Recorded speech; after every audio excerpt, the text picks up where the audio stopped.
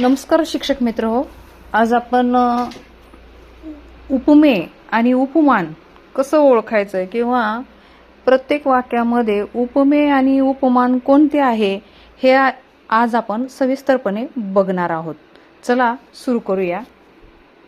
तर बघा, इथे आपल्याला दिलेलं आहे की हात लोखंडासारखे मजबूत आहेत. तर बघा, या ठिकाणी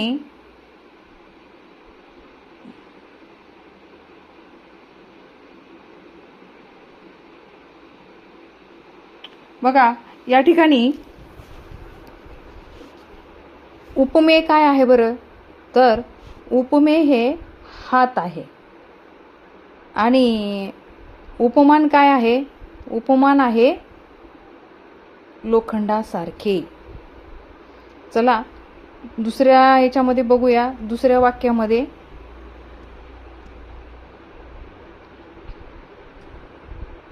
म्हणजे वाक्य क्रमांक 22 चालू आहे आपला.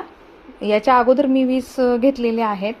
तर याच्यामध्ये बघा, उपमेय आता आपण वाचून बघूया. डोळे तारकासारखे चमकतात किंवा इथं चमकत आहेत असं पाहिजे होतं, किंवा चमकतात. डोळे तारकासारखे चमकतात. तर इथं उपमेय आहे डोळे आणि तारकासारखे हे काय? उपमान आहे. मी फक्त टिक करते, आपण लक्ष देऊयात. चला, तो गरुडासारखा उंच भरारी घेतो. आता या ठिकाणी उपमेय काय आहे बरं? तर तो, आणि उपमान गरुडासारखा. पुढचं बघूया. तिचा आवाज बासरीसारखा मधुर आहे. तर इथं उपमेय आहे आवाज आणि बासरीसारखा हे काय? उपमान आहे. पुढचं वाक्य, मुलगी परीसारखी सुंदर आहे. तर इथं मुलगी हे काय आहे? उपमेय आहे आणि परीसारखी हे काय आहे? उपमान आहे. तो वाघासारखा धाडसी आहे. आता इथं आपल्याला मूळ बघायचंय. काय आहे? तो आहे तो, म्हणून तो हे काय असणार आहे? उपमेय असणार आहे. आणि उपमान कसा आहे? वाघासारखा आहे, म्हणून उपमान हे वाघ हा शब्द येणार आहे. तिचे मन काचेसारखे निर्मळ आहे. आता बघा, या ठिकाणी आपल्याला खूप काळजीपूर्वक बघावं लागणार आहे. इथं तिचे हे उपमेय येईल का? नाही. तर इथं काय येईल? मन हे काय येईल? उपमेय येईल आणि काचेसारखे काय येईल? उपमान येईल. पुढचं बघूया. चला पुढचा पाहू आपण. तो मुंगीसारखा कष्टाळू आहे. आता बघा, या ठिकाणी मूळ काय आहे?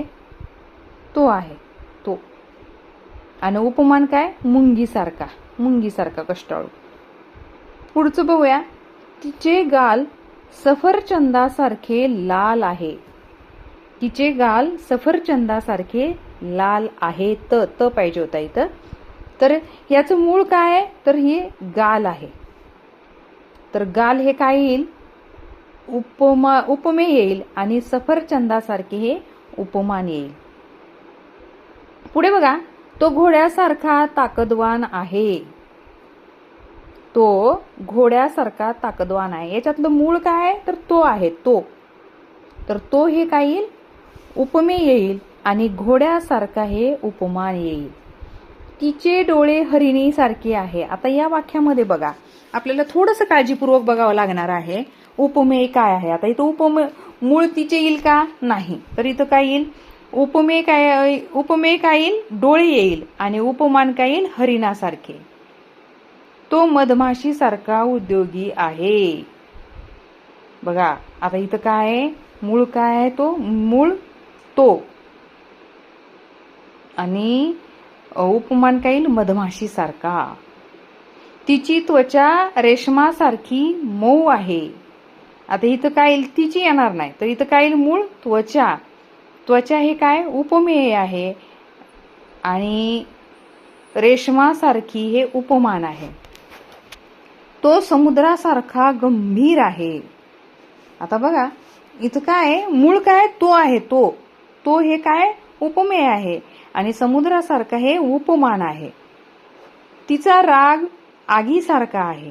आता बघा या ठिकाणी ज्यावेळेस असे वाक्य येतात ना त्यावेळेस आपल्याला खूप काळजीपूर्वक बघावं लागतं, कारण त्या वाक्यामध्ये मूळ काय आहे, राग आहे. म्हणून राग हे काय उपमेय आहे आणि आगीसारखा हे काय उपमान आहे. तो चित्यासारखा वेगवान आहे. आता बघा या ठिकाणी मूळ काय तो हे काय उपमेय आहे आणि चित्यासारखा हे काय उपमान आहे. तर बघू चला पुढचा. आता बघा तिचे केस रेशमासारखे आहेत. तर याच्यामध्ये आपल्याला पाहायचं आहे की मूळ काय केस आहे, मग म्हणून केस काय हे उपमेय आहे आणि रेशमासारखे हे उपमान आहेत. आता इथं आपण या ठिकाणी 50 वाक्य का घेत आहोत, कारण 50 वाक्य घेतल्यामुळं आपली उपमेय आणि उपमान याच्यामध्ये गल्लत होणार नाही आणि ते आपल्याला त्याचा सराव जास्त झाल्यामुळे आपल्याला ते परफेक्ट होणार आहे. म्हणून आपण या ठिकाणी 51 वाक्य घेतलेले आहेत. कारण म्हणतात ना practice makes man be perfect, त्याप्रमाणेच माणूस सरावाने काय होतो परफेक्ट होतो. तो सूर्याप्रमाणे तेजस्वी आहे. बघा आता या ठिकाणी काय तो हे काय येईल उपमेय येईल आणि सूर्याप्रमाणे म्हणजे हे उपमान येईल. तिची स्मरणशक्ती संगणकासारखी आहे. आता बघा या ठिकाणी तिची हे उपमेय येईल का, नाही येणार. मग काय येईल मूळ काय ह्याच्यामध्ये स्मरणशक्ती हा शब्द मूळ आहे, म्हणून स्मरणशक्ती हे उपमेय येईल आणि संगणकासारखी हे उपमान येईल. तो बैलासारखा मेहनती आहे.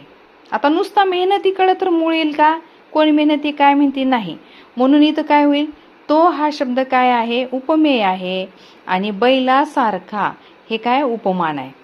तिची नजर बाणासारखी आहे. आता बघा या ठिकाणी तिची हे उपमेय येणार नाही तर काय येईल नजर हे काय उपमेय आहे आणि बाणासारखी हे काय आहे उपमान आहे. तो नदीसारखा शांत आहे. बघा आता इथं शांत म्हणलं, शांत हे काय मूळ आहे का, नाही. तर मूळ काय इथं तो आहे, तर तो हे काय उपमेय येईल आणि नदीसारखा शांत हा उपमान येईल. तिचे मन आईसारखे प्रेमळ आहे. आता इथे बघा मन हे उपमेय आहे आणि आईसारखे हे उपमान आहे. तो चंद्रासारखा शीतल आहे. तर बघा तो इथं उपमेय आहे आणि चंद्रासारखा हे काय उपमान आहे. तिचे बोलणे साखरेसारखे गोड आहे. आता बघा या ठिकाणी तिचे बोलणे, आता तिचे बोलणे हे काय उपमेय आहे आणि साखरेसारखे उपमान आहे. तो हत्तीप्रमाणे बलवान आहे. आता इथं बघा तो हे काय आहे मूळ आहे त्याच्यातला, म्हणून तो हे उपमेय आहे आणि हत्तीप्रमाणे काय आहे उपमान आहे. तिचे रूप अप्सरेसारखे आहे. आता या ठिकाणी रूप हे उपमान आहे उपमेय आहे आणि अप्सरेसारखे हे उपमान आहे. तो फुलासारखा चंचल आहे. आता बघा या ठिकाणी नुसतं मूळ चंचल आहे का, नाही. तर तो हे उपमेय आहे आणि फुलासारखा हा काय आहे उपमान आहे. तिचे हसू मोत्यासारखे आहे. आता हसू हे काय उपमेय आहे आणि मोत्यासारखे हे काय उपमान आहे. आता आपला शेवटचा राहिलेला 50वा बघूया.